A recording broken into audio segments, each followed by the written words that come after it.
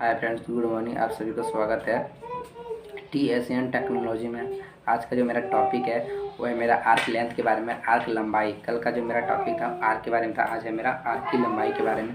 तो आर्क लंबाई होता है क्या, इसका डेफिनेशन का हम बात करेंगे। तो इसका डेफिनेशन हम बताना चाहते हैं आपसे। वेल्डिंग करते समय इलेक्ट्रोड और बेस मेटल की जो बीच की दूरी होती है उसी को हम लोग आर्क लेंथ कहते हैं। जो इलेक्ट्रोड हो गया, इसका जो मेटल होता है उसके जो बीच की दूरी होती है उसी को हम लोग आर्क लेंथ कहते हैं। तो आर्क लेंथ कहते हैं। तो आर्क लेंथ हो गया इसका जब भी अच्छी तरह से आपको वेल्डिंग करना हो तो सबसे पहले ध्यान में रखिएगा इलेक्ट्रोड और बेस मेटल की दूरी सेम होना चाहिए। 3.15 mm के रहना चाहिए, तब आपका जाके वेल्डिंग प्रॉपर रूप से अच्छी तरह से होगा। आज हम बात करेंगे टाइप्स ऑफ। थोड़ा डिस्टर्ब हो गया था, छोटी बच्ची है वो एक बार ही लगा दिए थे। तो अगर हम इसकी लंबाई 3 तरह का होता है। हमारा जो आर्क लेंथ है 3 तरह का होता है। कौन कौन सा होता है? और 4 तरह का था, 3 तरह का बोलते, सॉरी। तो इसका बात करेंगे long arc length, short arc length, medium arc length और एक करंट आर्क लेंथ, जिसे बोलते हैं बड़ी आर्क बोलते हैं। ये बहुत ही महत्वपूर्ण चैप्टर है, आप सभी से ध्यानपूर्वक जरूर पढ़िएगा, आप सभी को ये काम देने वाला। तो ये बात करेंगे लॉन्ग आर्क लेंथ होता है क्या है। तो हम इसका थोड़ा सा परिभाषा देते हैं। लॉन्ग आर्क लेंथ का सभी चीज़ का दे देंगे। वेल्डिंग करते समय जब इलेक्ट्रोड के बीच की दूरी, इलेक्ट्रोड और कोड वायर की डिस्टेंस, मतलब उसको व्यास बोलते हैं, कोड वायर को, अधिक होता है तो लॉन्ग आर्क लेंथ या लंबा कहा जाता है। इससे वोल्टेज कम होती है और करंट अधिक पाया जाता है, तो इससे आर्क कठिन होता है बनना। अब हम बात करेंगे टॉपिक, इसमें हानियाँ क्या क्या होती है लॉन्ग आर्क लेंथ में। तो इसका हानि की बात करेंगे तो effect of long arc length, मतलब इसका हानि की बात करेंगे। तो लॉन्ग आर्क लेंथ पर होने वाले निम्नलिखित प्रभाव होते हैं। क्या क्या प्रभाव होते हैं उसके बारे में हम बात करेंगे। तो पहला प्रभाव है हीट, ताप केंद्रित नहीं होता, मतलब इसका जो ताप है वो केंद्रित नहीं होता है। दूसरा है कि आर्क इनस्टेबल होता है, अर्थात आर्क बराबर नहीं होती है। अब तीसरा बात करेंगे इलेक्ट्रोड की टिप जो मेटल पिघलकर फीज होकर बूंद बूंद के रूप में पिघलती है, उसकी साइज बड़ी होती है। जब वेल्डिंग करते हैं तो उसका जो मेटल पिघल कर छोटा छोटा सा निकलता है, इतना छोटा छोटा सा निकलता है। अब हम बात करेंगे तो उसका थोड़ा हानियाँ हो गया था कि उसमें मेटल वगैरह अच्छी तरह से प्रॉपर रूप से नहीं बनता, उसमें ओवरलैप भी हो जाता है।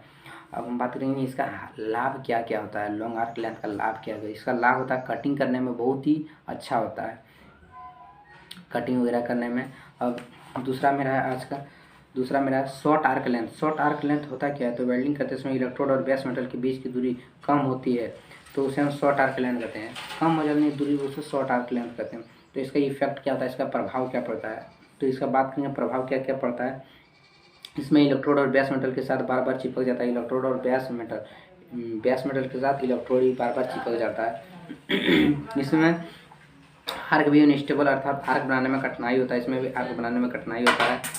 इसमें भी रख रखाव में दिक्कत होता है। केंद्रित हीट नहीं होता है इसमें भी। इसके द्वारा लगाए गए जोड़ हीट एकदम प्रॉपर रूप से अच्छा नहीं बनता है। अब इसके बात करेंगे एडवांटेज क्या क्या था। तो शॉर्ट आर्क लेंथ का प्रयोग थिकनेस बनाने में किया जाता है। थिकनेस जैसे कि हो गया, आगे हम चर्चा करेंगे थिकनेस वगैरह का। अभी हम थिकनेस का चैप्टर वगैरह आप सभी को बहुत सारे चैप्टर अभी पढ़ाने के लिए, अभी तो हम बता रहे हैं, थोड़ा सा इंट्रोडक्शन ही वगैरह हम दे रहे हैं थोड़ा सा। अर्थात थीन सीट की वेल्डिंग पतले चदरों के लिए किया जाता है। ये जो है पतले चदरों के लिए वेल्डिंग किया जाता है। और तीसरा है मेरा मीडियम आर्क लेंथ। तो वेल्डिंग करते समय इलेक्ट्रोड और बेस मेटल के बीच की दूरी बीच की डायमीटर के बराबर इक्वल होता है, तो उसे हम मीडियम आर्क लेंथ कहते हैं। मतलब इक्वल मीडियम आर्क लेंथ हम लोग जो वेल्डिंग करते हैं प्रॉपर रूप से, कौन सा वेल्डिंग करते हैं, तो हम लोग मीडियम आर्क वेल्डिंग करते हैं। क्वेश्चन पूछा जाएगा कि प्रॉपर रूप से वेल्डिंग किससे किया जाता है, आर्क लेंथ से, शॉर्ट आर्क लेंथ से, लॉन्ग आर्क लेंथ से या मीडियम आर्क लेंथ से। आंसर हो जाएगा मीडियम आर्क लेंथ से। हम लोग मीडियम आर्क लेंथ क्या है, तो वेल्डिंग करते समय इलेक्ट्रोड और बेस मेटल की दूरी डायमीटर के बराबर मतलब इक्वल हो, तो उससे मीडियम आर्क लेंथ कहते हैं। यह लेंथ वेल्डिंग के लिए उपयुक्त होता है, अर्थात वेल्डिंग इसी लेंथ का प्रयोग किया जाता है। Effect of arc medium arc length, welding करते समय जो इलेक्ट्रोड मीडियम आर्क लेंथ हो जाता है, तो उसे वेल्डिंग इसे एक्सचेंज करना पड़ता है, मतलब चेंज करना पड़ता है। हीट ताप इस ताप में केंद्रित होता है, इसमें आग स्टेबल स्थायी बनता है, अर्थात इसमें आग बनाने में काफ़ी आसानी होता है। इसमें प्रॉपर साइज का इलेक्ट्रोड का प्रयोग करते हैं। इसमें वेल्डिंग मेटल डिसमेटल कोई प्रभाव नहीं पड़ता है। इसमें वेल्डिंग का मेटल सही होता है, इसमें प्रॉपर रूप से वेल्डिंग होता है। यह इसमें इलेक्ट्रोड बराबर चिपकता नहीं है, इसमें इलेक्ट्रोड ओवरलैप और ओवरहीट भी नहीं होता है। इसमें वेल्डिंग जॉब अधिक मजबूत होता है। इसमें करंट लो ब्लो होल्स की समस्या इसमें नहीं होती है, बल्कि इसमें करंट कम बेसी नहीं होती है। इसमें मेटल कभी आपस में चिपकती ही नहीं है, कभी इसमें कोई दिक्कत नहीं होती है। मेटल बहुत ही अच्छी तरह से चिपकता है, वेल्डिंग बहुत अच्छे से होता है। ये बात है इसमें शॉर्ट आर्क लेंथ में, नहीं मीडियम आर्क लेंथ में। तीनों बात कर दिए। और रह गया आपका एक बड़ी आर्क लेंथ रह गया। बड़ी आर्क लेंथ हम बात करेंगे, बड़ी आर्क लेंथ की बात करेंगे। बड़ी आर्क लेंथ कहाँ है? बड़ी आर्क लेंथ तो खोजना होगा, कहाँ कहाँ लिखे हैं पता नहीं, देखते हैं किधर है। बड़ी आर्क लेंथ शायद बड़ी आर्क लेंथ उतना नहीं पूछे जाते हैं, बड़ी आर्क लेंथ नहीं पूछे जाते हैं, यही मेरा पूछा जाता है, ज़्यादा नहीं पूछा जाता है। तो इसका क्वेश्चन देखिए, मेरा आज का क्वेश्चन हम बता देते हैं क्या क्वेश्चन इसमें बना है। आर्क लेंथ से क्या समझते हैं, कितने प्रकार का आर्क लेंथ होता है? तो आर्क से आप क्या समझते हैं? वेल्डिंग करते समय बेस मेटल इलेक्ट्रोड के बीच की दूरी को हम लोग क्या कहते हैं? लेंथ कहते हैं। और इस कितने प्रकार कहते हैं? तो 4 प्रकार के हैं। Short arc length, medium arc length, correct arc length और एक long arc length. Long arc length क्या है? वेल्डिंग करते समय इलेक्ट्रोड बेस मतलब लॉन्ग आर्क लेंथ में क्या होता है? तो आपको शॉर्ट हम बात करेंगे लॉन्ग आर्क लेंथ में होता है क्या आखिर। तो लॉन्ग आर्क लेंथ में क्या होता है देखिए, लॉन्ग आर्क में इलेक्ट्रोड और कोड वायर की व्यास अधिक मतलब अधिक हो जाती है। और मीडियम आर्क लेंथ में क्या होता है? इलेक्ट्रोड बराबर होता है, मतलब प्रॉपर साइज का होता है। और एक है short arc length. Short arc length में क्या होता है? बेस मेटल और इलेक्ट्रोड के बीच की दूरी कम हो जाती है, तो उसी को हम लोग शॉर्ट आर्क लेंथ कहते हैं। मेरा क्वेश्चन में पूछा गया था, क्वेश्चन में पूछा गया था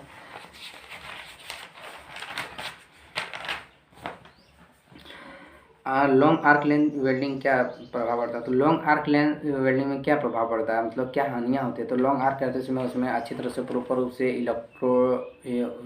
वेल्डिंग नहीं होता है, हीटिंग नहीं होता, उसमें ओवरलैप हो जाता है, यही हानियाँ होती है। अब लेकिन लॉन्ग आर्क लेंथ क्या? लॉन्ग आर्क लेंथ में इलेक्ट्रोड बड़ा हो जाता है, जिससे वेल्डिंग करने में बहुत ही कठिनाई होती है। अब लॉन्ग आर्क लेंथ में क्या समझते हैं, लाभ इसका लिखें। लॉन्ग आर्क लेंथ में कटर के लिए सबसे बेहतरीन होता है। अब चौथा क्वेश्चन है शॉर्ट आर्क लेंथ, छोटी आर्क क्या समझते हैं? इसमें वेल्डिंग का क्या प्रभाव पड़ती है शॉर्ट आर्क लेंथ में? शॉर्ट आर्क लेंथ में क्या होता है?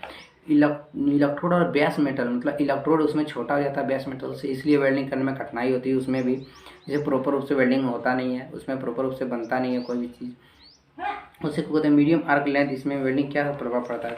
तो मीडियम आर्क लेंथ में वेल्डिंग बहुत ही प्रॉपर रूप से होता है, इसमें कोई दिक्कत नहीं होती, इसमें कोई कठिनाई नहीं होता है, जिसे हम लोग मीडियम आर्क लेंथ कहते हैं।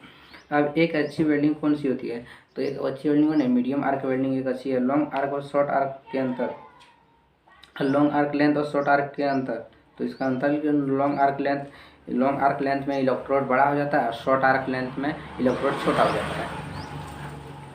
अब थोड़ा सा हम बात करेंगे आर्क लेंथ, जो आर्क लेंथ में दूरी हो जाता है, लॉन्ग आर्क लेंथ में बड़ी हो जाता है, छोटी आर्क लेंथ में क्या होता है? आर्क छोटी हो जाती है, और मीडियम में बराबर प्रॉपर रूप से होता है।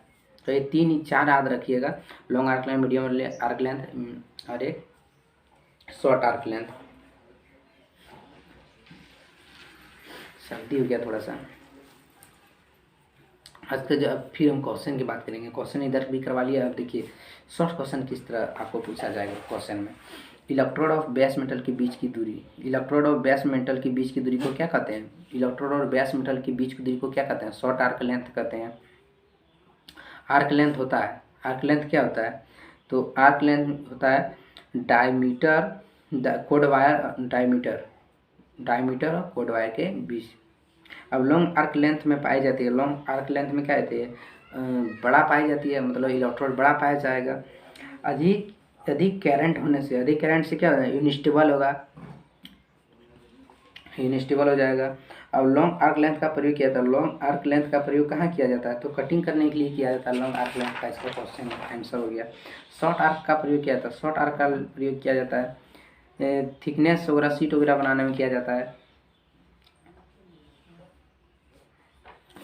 तो आप सभी यदि मेरे चैनल पर नए हैं तो सब्सक्राइब कीजिएगा, दोस्तों को भी शेयर कीजिएगा। यदि मेरा वीडियो अच्छा लगे तो कमेंट जरूर कीजिएगा, और बोरिंग यदि पढ़ने में लगे तो उसका भी बताइएगा, उसका भी सजेशन मेरे पास है। तो थैंक यू, धन्यवाद, जय हिंद।